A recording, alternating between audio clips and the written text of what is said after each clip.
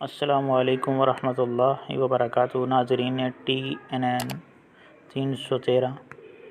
अब आप जैज़ वाले और वारिद वाले हज़रात अपना बैलेंस व्हाट्सएप पर भी चेक कर सकते हैं।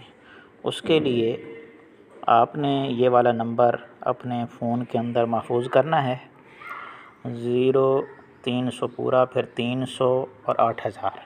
ये नंबर जब आप सेव कर लेंगे, इसके बाद आपने इनको मैसेज करना है। हाय लिखकर मैसेज करें।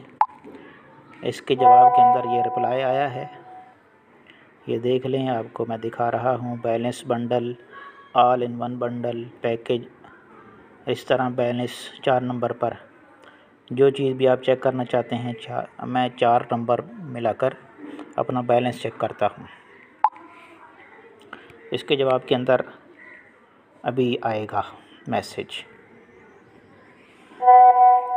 ये देखें। जवाब के अंदर मैसेज आया है कि 13 रुपये 95 पैसे मेरे पास बैलेंस बाकी है, और यूज़ टोटल कितना हुआ, ये सारा कुछ इसकी तफसील आई है।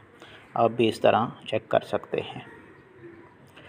अगर ये वीडियो आपको पसंद आई हो तो हमारा ये चैनल TNN 313, इसको सब्सक्राइब करें और आगे दोस्तों को शेयर फरमाएं। शुक्रिया।